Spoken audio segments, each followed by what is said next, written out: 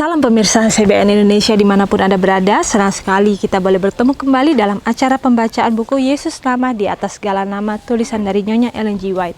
Dan pada saat ini kita sudah memasuki halaman ke-174 dengan judul Gembala Agung. Dan saya undang pemirsa di rumah untuk kita boleh sama-sama membuka Alkitab kita di dalam 1 Petrus 5 ayat 2. Gembalakanlah kawanan domba Allah yang ada padamu, jangan dengan paksa tetapi dengan sukarela sesuai dengan kehendak Tuhan. Dan jangan karena mau mencari keuntungan tetapi dengan pengabdian diri.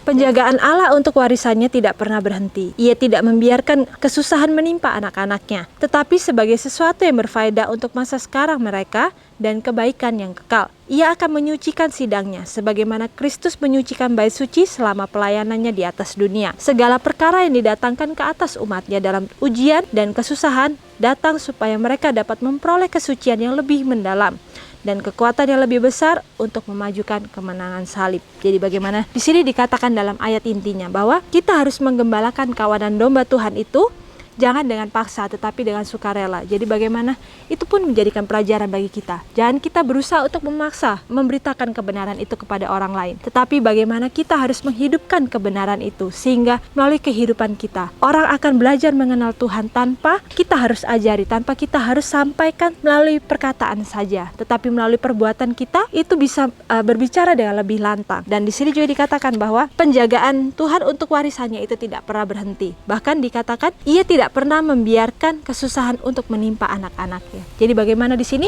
kita tahu bahwa Tuhan kita itu adalah Tuhan yang begitu kasih. Ia tidak akan membiarkan kesusahan itu menimpa anak-anaknya.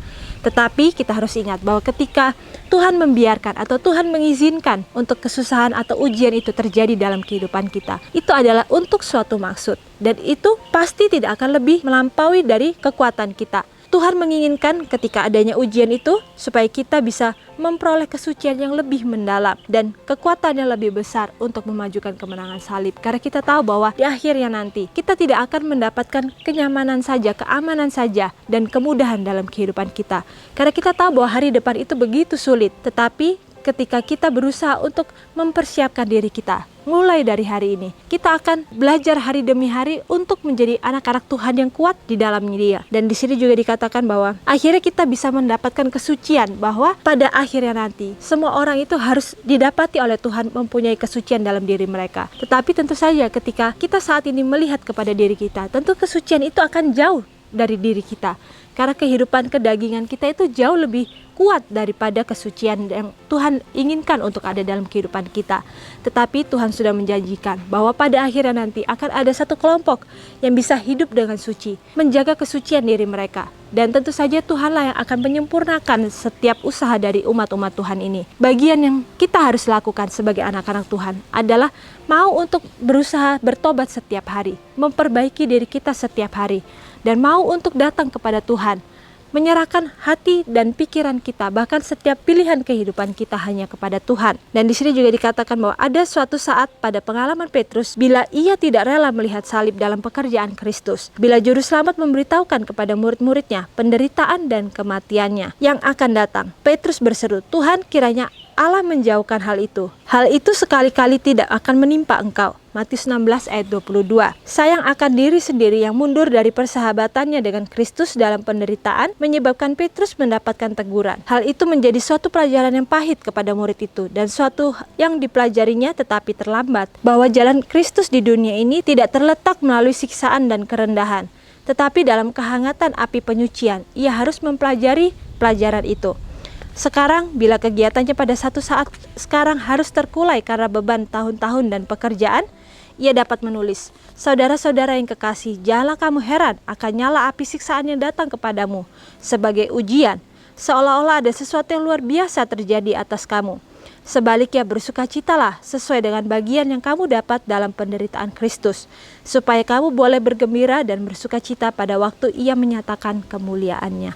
Jadi bagaimana di sini dikatakan bahwa Petrus itu adalah salah satu dari murid Yesus yang tidak percaya bahwa Yesus itu akan menderita kematian, menderita siksaan dalam kehidupannya di akhirnya. Itulah yang dikatakan oleh Petrus bahwa Tuhan kiranya menjauhkan hal-hal itu, dan hal itu sekali-kali tidak akan menimpa engkau. Jadi bagaimana disitulah Petrus berusaha untuk memberitahukan kepada Yesus bahwa hal itu tidak akan mungkin terjadi karena Yesus itu adalah Tuhan sendiri.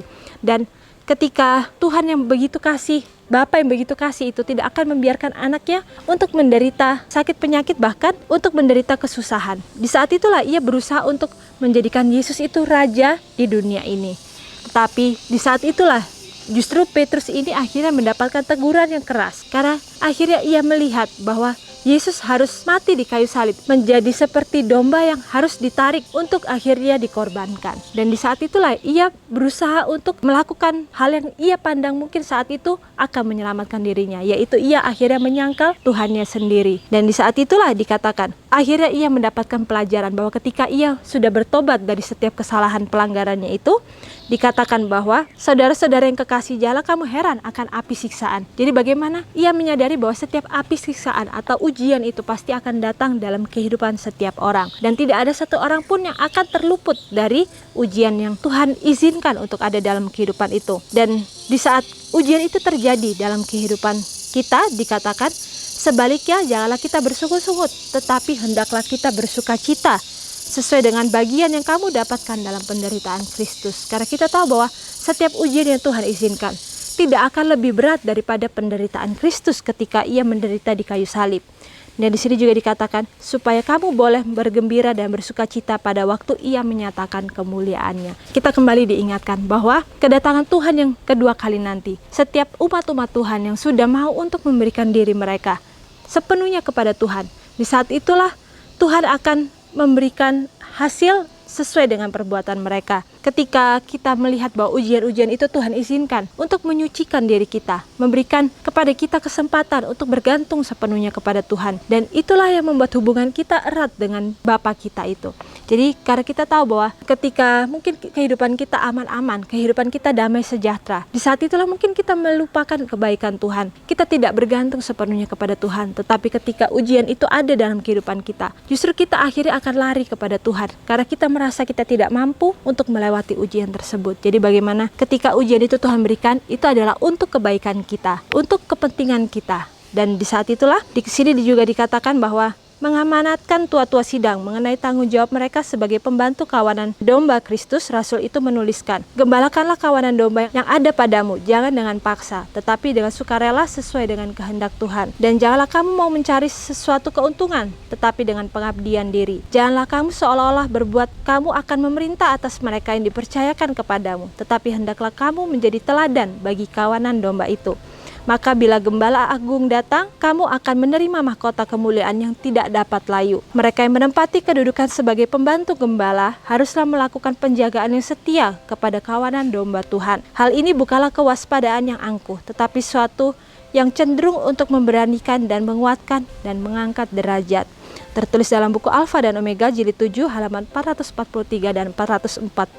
Jadi bagaimana di sini dikatakan Petrus akhirnya kembali memberitahukan kepada tua-tua sidang bahwa ketika mereka dipercayakan untuk menggembalakan domba Tuhan, di saat itulah mereka harus menjadi teladan bagaimana dalam kehidupan mereka harus menunjukkan kehidupan Kristus itu. Jadi bagaimana di sini kembali kita diingatkan bahwa setiap hal yang Tuhan izinkan untuk terjadi dalam kehidupan kita itu adalah untuk sebuah kebaikan yang Tuhan inginkan untuk kita capai. Dan di saat itulah dikatakan juga, janganlah kita merasa diri kita itu lebih benar atau lebih baik daripada kawanan domba itu. Dan di saat itulah kita akan merasa angkuh bahwa derajat kita lebih tinggi daripada mereka. Tetapi kita harus merasa bahwa kita itu semua sama di mata Tuhan. Sehingga dengan kita merasakan kita itu sama di mata Tuhan, kita akan merasa bahwa kita juga membutuhkan Tuhan dalam kehidupan kita. Dan ketika kita tidak bergantung sepenuhnya kepada Tuhan, maka kita tidak ada artinya apapun. Dan di saat itulah kita membutuhkan juru selamat itu supaya ialah yang memegang tangan kita dan selalu ada dalam kehidupan kita. Lalu di sini dikatakan, renungkan lebih dalam. Bagaimanakah saya bisa mengakui para pemimpin dalam hidup saya yang membantu menggembalakan kawanan domba Tuhan?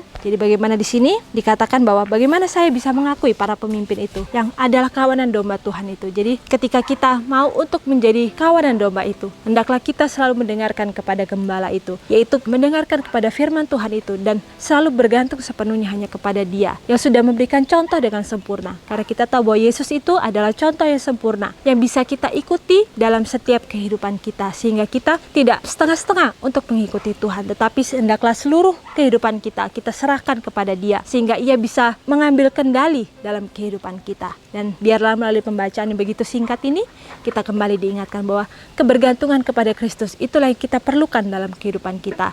Dan biarlah melalui firman ini boleh menguatkan kehidupan kita, dan biarlah mempunyai hubungan yang dekat dengan Tuhan itu juga menjadikan tujuan kita masing-masing.